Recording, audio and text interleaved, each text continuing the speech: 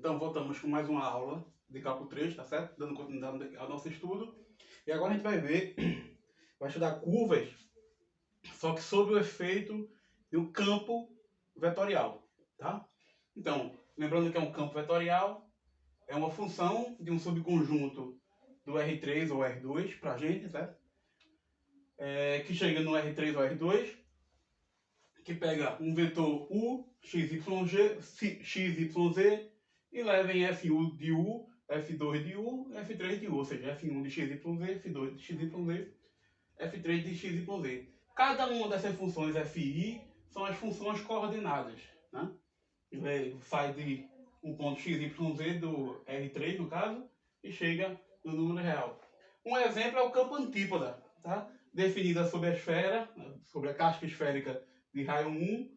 Então, eu tenho o conjunto dos pontos do R3, então aqui x quadrado mais y quadrado mais z quadrado é igual a 1. E o campo pega XYZ e leva menos XYZ. E eu fiz esse desenho também para explicar a questão da visão geométrica, de como a gente pensa no campo. A gente vai adotar a mesma visão da ideia cinemática de Arquimedes e pensar no ponto em questão e o campo XYZ, o resultado sendo um vetor saindo daquele ponto. Então, no caso da gente, eu vou pegar um ponto qualquer, U igual a XYZ, como f de U é menos XYZ, o nosso vetor f de U, nosso campo é pensado aplicado em U, e vai ser um vetor chegando na origem, no caso. Tá? E isso para todo ponto da esfera, tá? Da casca esférica de raio 1. Então, o campo vai ser dito contínuo, diferenciável ou de classe CK, se cada função coordenada FI também o é. Tá? Ser de classe CK significa que é K vezes diferenciável e as derivadas parciais de ordem K são todas contínuas. Tá? Ou, se você quiser, as derivadas parciais até a ordem K são todas contínuas em U. Tá bom? Então, exemplo de campo. O primeiro exemplo que eu vou dar é o que a gente chama de campos centrais. Tá? Então, são campos que são dados da forma f de XYZ igual a um fzinho, uma função da norma de XYZ, que multiplica o vetor unitário XYZ dividido por sua norma. Tá? Onde f é uma função real de uma variável contínua. Então, eu tenho um campo. Como é que é a cara desse campo? Perceba que ele vai mandar qualquer ponto XYZ dentro do segmento que passa pela origem e que passa pelo XYZ. O segmento direto, partindo da origem, indo até XYZ. Então, ele vai ser dado por uma função contínua, esse distância. Então, o que essa função f faz aqui, ele só vai dizer a distância da origem. Tá? Porque eu estou multiplicando isso pela direção apenas do vetor XYZ. E a outra coisa que você tem que perceber é que essa função ela só depende, essa função f depende apenas da norma do ponto, ou seja, da distância do ponto até a origem. Então, em cada casca esférica ele vai agir uniformemente, vai mandar esses pontos a uma mesma distância da origem, só que na linha do segmento que passa pela origem por ele. Tá? Então, o que ele faz quando ele é aplicado na esfera, ele faz uma espécie de homotetia contínua. Tá bom? Claro, se a minha superfície, se a minha casca não for uma casca esférica, for outra forma, ela vai ter um efeito diferente, dependendo do raio do ponto. Tá? Próximo tópico que a gente vai ver são ações do operador nabla. Tá? Então, as ações do operador nabla tem dois tipos de ações, sobre campos e sobre funções. Tá? Sobre funções, ela age da seguinte maneira, é o que a gente chama de campo gradiente. Então, se eu tenho uma função, no caso da gente, do R3 em R, uma função que tem todas as derivadas parciais em todos os pontos do R3, então tem, no caso aqui, como são três coordenadas, tem as três derivadas parciais em todos os pontos do R3. E o que é que o operador nabla faz com uma função? Leva no campo, que pega um vetor XYZ do domínio U, da função f, e leva no vetor gradiente, ou seja, leva no vetor del f del x em U, del f del x em U, del f del y em U, e del f del z em U, ou seja, del f del x em XYZ, del f del y em XYZ, del f del z em XYZ, para cada ponto do domínio U, tá bom? E sobre campos, ela age de duas formas, ou como divergente ou como rotacional, tá? Então, se eu tenho um campo cujas derivadas parciais de primeira ordem existem, a primeira modo de eu aplicar o operador nabla é como o divergente, tá? Que vai pegar o campo f de x, y, z e vai levar na função que pega o ponto x, y, z do domínio do campo, x, y, z de u, e leva em del f1, del x em u, mais del f2, del y em u, mais del f3, del z em u. Por causa dessa forma aqui, a gente usa essa notação de produto interno, tá? Do operador nabla com um f, e pensa no operador nabla como sendo del x, del y, del z. Então, mnemonicamente, é bom para você entender, para você visualizar o que é que está acontecendo. E aqui o símbolo do rotacional, de produto vetorial, ok? Então, o que é que vai ser o rotacional desse campo? Vai ser um outro vetor, dado pela del f3, del y em u, menos del f2, del z em u, del f1, del z em u, menos del f3, del z em u, del f2, del x, menos del f1, del y em u. Tá bom? Então, esse é o campo rotacional. A gente vai para a próxima quadro, onde a gente vai tratar do campos conservativos, tá? Vai vir a definir campos conservativos, tá bom? Então, até o próximo quadro. Então, pessoal, nessa segunda parte do quadro, a gente vai começar com o seguinte exemplo, tá? Suponha que eu tenho um campo central, assim como a gente viu no exemplo 2, e como eu tenho um campo central, vamos chamar assim, o termo que multiplica o termo que multiplica o vetor unitário x, y dividido pelo modo de x, y é uma função contínua, vai admitir uma primitiva, tá? Então, a gente vai pegar essa primitiva, a gente vai chamar de g essa primitiva, tá? E a gente vai considerar a seguinte função definida em U, em R, definida por φ de x, y, z é igual a g da norma de x, y, z, tá? Vou pegar o lápis. Então a gente tem essa outra função φ, dada por essa expressão.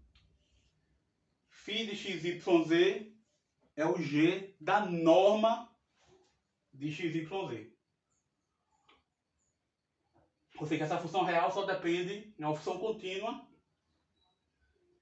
diferenciável, nesse caso, do ponto da norma de x, y, z, tá?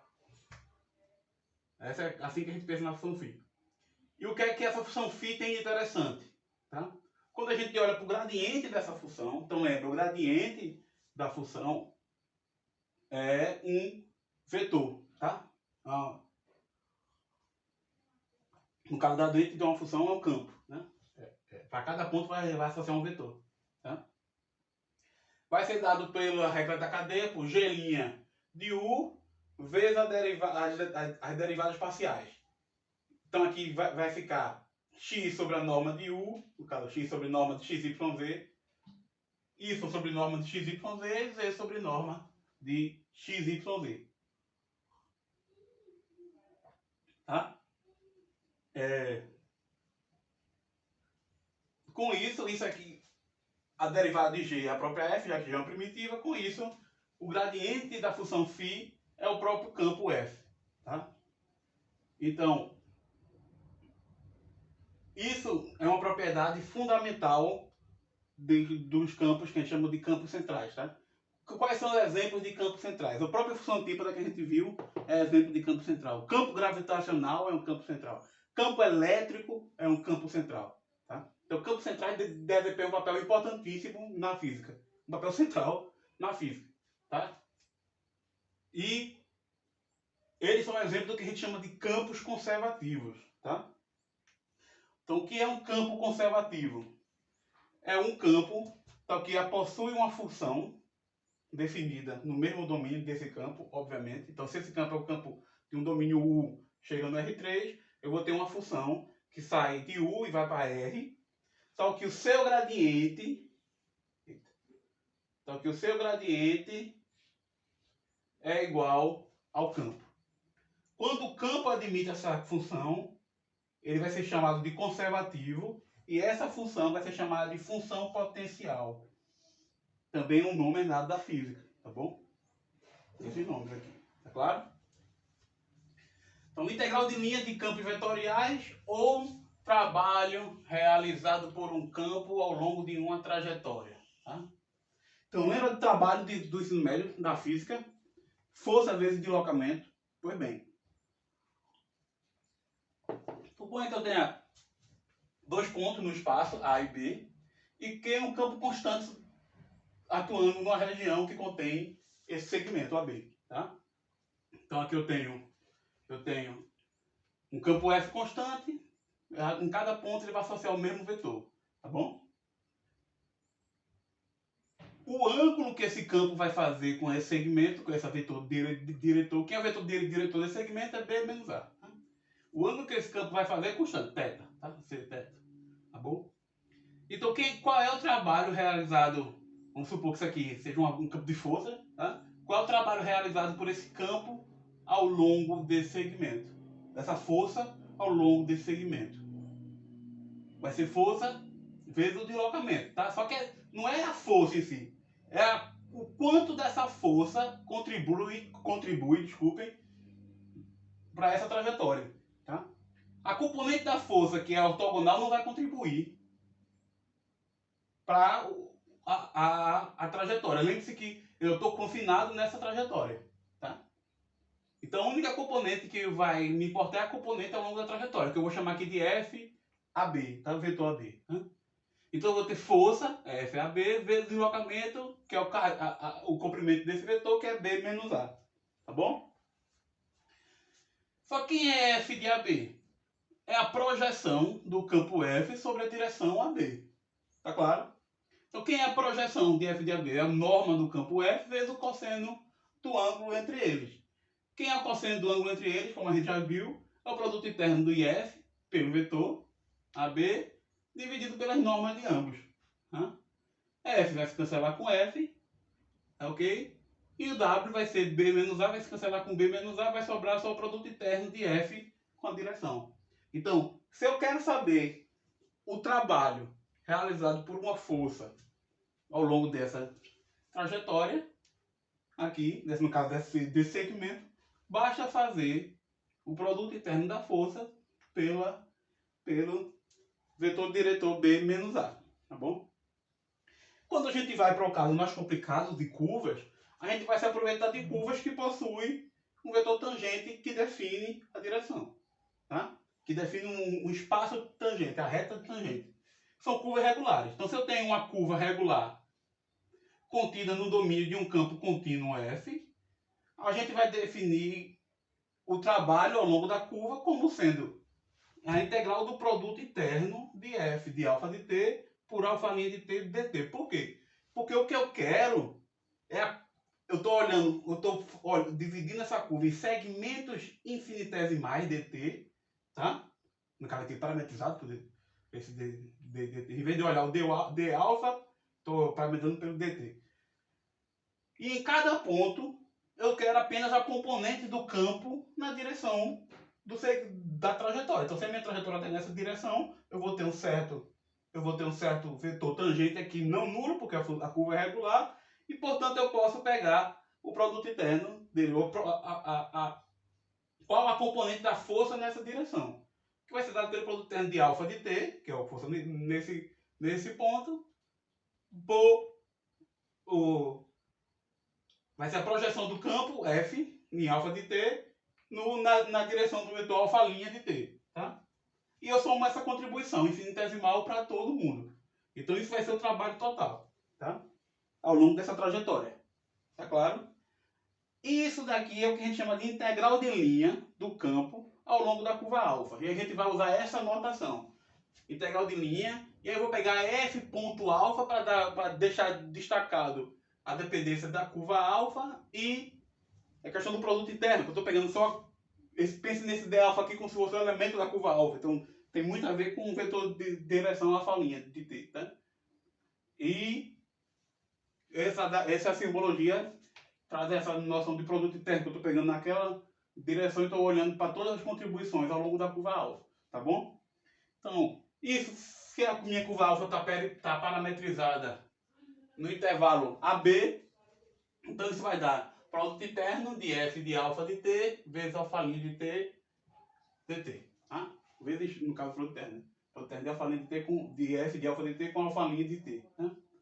Observação, o traço, desculpe, a integral de linha do campo ao longo da curva só depende do traço da curva e da orientação. Ok? Então depende do traço e da orientação, não da parametrização em si. Isso é um exercício, tá? Provem isso. Como é que você vai provar isso? Você vai mostrar que se eu tenho uma curva se eu tenho uma curva regular parametrizada, você vai pegar uma mudança de variável dela. E você vai ver que se a mudança de variável for positiva, a integral vai ser exatamente a mesma. Se a mudança de variável for negativa, ou seja, inverter a orientação, a integral vai ser menos a que você tinha antes, que é quando eu troco a orientação da curva alfa. Então, mais um que já fica também como exercício, verificar que trocar a orientação da curva alfa, você troca o sinal do trabalho, troca o sinal da integral de linha. Tá? Fica como exercício. Tá bom? Um exemplo legal, importante, é o seguinte: suponha que eu tenho uma partícula de massa M que está sob o efeito de um campo de força contínuo, tá? Sim, esse pedido aqui de contínuo, de F, foi para que esse produto interno aqui só envolva funções contínuas, tá? E aí, se esse aqui for uma função contínua, vai ter primitiva, vai ser integrado. Então, vai ser solúvel, tá? Mas, teoricamente, nem é necessário. Basta que as funções coordenadas, quando aqui, sejam integráveis na região. Tá? Mas, para a gente, isso é uma dificuldade extra. Então, para a gente, vamos pedir continuidade, que é o que a gente vai focar. Tá? Então, por isso que eu peço campo contínuo aqui, tá? Então, suponha que eu tenho uma partícula de massa F que, sob o efeito de um campo contínuo, F descreve uma trajetória que pode ser parametrizada por uma curva regular alfa de t, tá? Então, essa trajetória pode ser parametrizada por uma curva regular alfa de t, e essa curva é duas vezes diferenciável, também por tecnicalidade, tá? Uma curva duas vezes diferenciável, tá? Então, quem é o trabalho? Qual é o trabalho que esse campo faz na partícula ao longo dessa trajetória? O trabalho total, tá? O trabalho total vai ser o produto interno da força vezes o vetor velocidade. E o produto interno da força em alfa de t com o vetor velocidade dt, tá? A integral disso. Só que quem é força? A força é massa vezes a aceleração, tá? Então eu vou ter m alfa duas linhas de t. O m sai, fica integral de a até b, de alfa duas linhas de t, alfa linha de t dt, tá? Só que quem é o produto interno de alfa duas linhas de t com alfa linha de t? Produto interno de alfa duas linhas de t com alfa linha de t é duas vezes, desculpe, é a metade da derivada do produto interno de alfa linha de t com alfa linha de t. Quando eu derivo isso aqui, fica duas vezes alfa duas linhas, alfa linha. Tá? E aí, com isso, eu tenho que o trabalho total é massa vezes a velocidade ao quadrado dividido por 2. No ponto B, menos massa vezes a velocidade no ponto A ao quadrado dividido por 2. Tá? Ou seja, o trabalho total é igual à variação de energia cinética. Tá? Massa vezes velocidade ao quadrado sobre 2 no ponto final, menos massa vezes velocidade ao quadrado sobre 2 no ponto inicial. Tá? Então, energia potencial, energia cinética. É claro? Lei da conservação de energia. Tá bom? Então, por enquanto é só, depois a gente vai dar continuidade à questão de campos conservativos, a gente vai estudar mais as propriedades de campos conservativos, tá? E vai ver mais exemplos disso. Então, estudem enquanto isso, tá bom? Até mais.